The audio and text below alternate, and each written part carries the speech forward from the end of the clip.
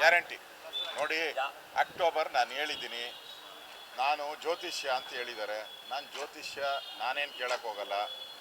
ದಿನ ದೇವಸ್ಥಾನಕ್ಕೆ ಯಾರ್ಯಾರು ಸುತ್ತಾ ಇದ್ದಾರೆ ನೋಡ್ತಾ ಇದ್ದೀರಲ್ಲ, ಅವ್ರು ದಿನ ಜ್ಯೋತಿಷ್ಯ ಕೇಳೋದು, ಯಾವ ದೇವ್ರಿಗೆ ಹೋಗ್ಬೇಕು ಅಂತ ಅವ್ರು ಜ್ಯೋತಿಷ್ಯ ಹೇಳ್ತಾರೆ ಮಾಡೋದು.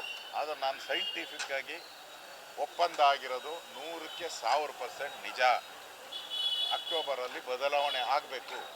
ಅದನ್ನು ನಾನು ಹೇಳ್ತಾ ಇಲ್ಲ, ಕಾಂಗ್ರೆಸ್ಸಿನ ಸುಮಾರು ಒಂದು 20 ಜನ MLAಗಳು ಹೇಳಿದ್ದಾರೆ. ಒಪ್ಪಂದ ಆಗಿದ್ದರೆ ಬಿಟ್ಕೊಡ್ರಿ ಅಂತ ನೆನ್ನೆನೂ ಒಬ್ಬ MLA ಕಾಂಗ್ರೆಸ್ MLA ಹೇಳಿದ್ದಾರೆ. ರಾಜಣ್ಣ ಪ್ರಳಯ ಆಗ್ತೈತೆ ಅಂತ ಹೇಳಿದ್ದಾರೆ. ದಾವಣಗೆರೆಯಲ್ಲಾಗಿದೆ, ಕಲಬುರಗಿಯಲ್ಲಾಗಿದೆ, ಮಂಡ್ಯದಲ್ಲಂತೂ ದಿನನಿತ್ಯ ಬದಲಾವಣೆ ಅಂತ ಹೇಳ್ತಾನೆ ಇದ್ದಾರೆ. ಕಾಂಗ್ರೆಸ್ಸಿನ ಬೇಗುದಿ ಏನಿದೆಯಲ್ಲ, ಅಕ್ಟೋಬರಲ್ಲಿ ಸ್ಫೋಟ ಆಗ್ತದೆ. ಒಡೆಯರ ಕೊಡುಗೆನೂ ಭಾಳ ಇದೆ ಅಂತ ಮೈಸೂರಲ್ಲಿ ಇವತ್ತು ಡ್ರಗ್ ಮಾಫಿಯಾ ತಲೆ ಎತ್ತಿದೆ. ಅದು ರಿಂಗ್ ರೋಡಲ್ಲಿ, ಎಲ್ಲ ಸಂಧಿ ಗೊಂದಿಯಲ್ಲ, ರಿಂಗ್ ರೋಡಲ್ಲಿ ತಲೆ ಎತ್ತಿದೆ. ಅದು ಆ ಜಾಗವನ್ನು ಕೊಟ್ಟೋರು ಯಾರು? ಮುಂದೆ ಏನೋ ರಿಪೇರಿ ಶಾಪು, ಯಾವುದೋ ವೆಹಿಕಲ್ ಗ್ಯಾರೇಜು, ಆ ಗ್ಯಾರೇಜ್ ಯಾರ್ದು? ಹಿಂದೆ ಜಾಗ ಕೊಟ್ಟವ್ರು ಯಾರು? ಗ್ಯಾರೇಜ್ ಸೇಫ್ಟಿ ತಗೊಂಡು ಹಿಂದೆ ಸುಮಾರು 50 kg ಹೆಚ್ಚು. ಇವಾಗ ಸೀಸ್ ಮಾಡಿರೋದು 15 kg ಮಾತ್ರ, 50 kgಗೂ ಹೆಚ್ಚು ಸೀಸ್ ಮಾಡಿ ಆಗಬೇಕಾಗಿತ್ತು. ಇಷ್ಟು ನಡೀತಾ ಇದ್ರು ಕೂಡ ರಾಜ್ಯ ಸರ್ಕಾರಕ್ಕೆ, ಅದು ಮುಖ್ಯಮಂತ್ರಿಗಳ ತವರು ಜಿಲ್ಲೆ, ಅದು ಯಾರು ಹೇಳಿದ್ರು, ಮುಮ್ಮಡಿ ಕೃಷ್ಣರಾಜ, ನಾಲ್ವಡಿ ಕೃಷ್ಣರಾಜ ಒಡೆಯರವರು, ಅವ್ರು ಏನು ಕೊಟ್ಟವ್ರೆ ಮೈಸೂರಿಗೆ? ಸ್ವಲ್ಪ ಕೊಟ್ಟವ್ರೆ. ನಾನು ಭರಪೂರ ಕೊಟ್ಟಿದ್ದೀನಿ ಅಂತ ಹೇಳಿದೆ ಅವ್ರ ಮಗ, ಅಭಿಮಾನದಿಂದ, ಅವ್ರ ಅಪ್ಪನ ಮೇಲೆ ಅಭಿಮಾನದಿಂದ. ಹಿಂದೆ ಇವರಿದ್ದ ಯಾರು, ಕುರುಕ್ಷೇತ್ರದಲ್ಲಿ ದುರ್ಯೋಧನ ಅಲ್ಲ, ಅವರಪ್ಪ ಧೃತರಾಷ್ಟ್ರ. ಆ ಮಗನ ಬಗ್ಗೆ ಅವ್ರು ಹಂಗೆ ಹೇಳ್ತಾ ಇದ್ದಿದ್ದು.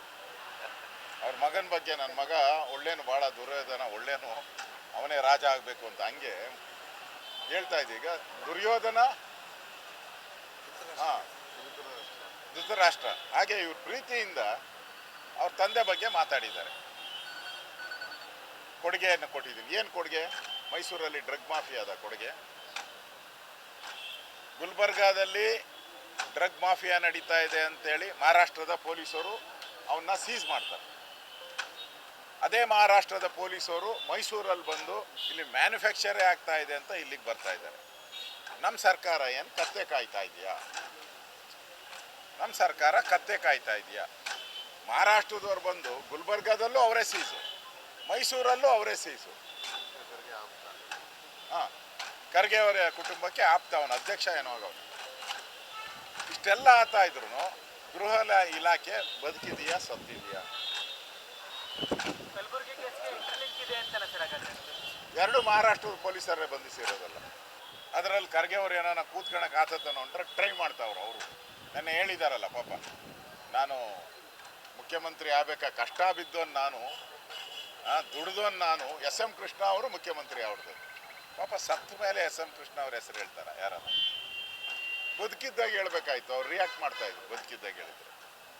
ಅವರು ಹೋರಾಟ ಮಾಡಿ SM ಕೃಷ್ಣ ಅವರು ಇಡೀ ರಾಜ್ಯ ಪಾದಯಾತ್ರೆ ಮಾಡಿ ಕಾಂಗ್ರೆಸ್ ಪಾರ್ಟಿಗೆ ಒಂದು ಸೀಟನ್ನು ತಂದುಕೊಟ್ರು.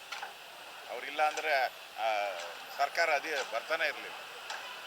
ಸತ್ತ ಮೇಲೆ ಪಾಂಚಜನ್ಯ ಸತ್ತ ಮೇಲೆ ಟೀಕೆ ಮಾಡೋ ಅಂಥದ್ದು SM ಕೃಷ್ಣ ಅವರಿಗೆ ಅವಮಾನ ಮಾಡ್ದಂಗೆ.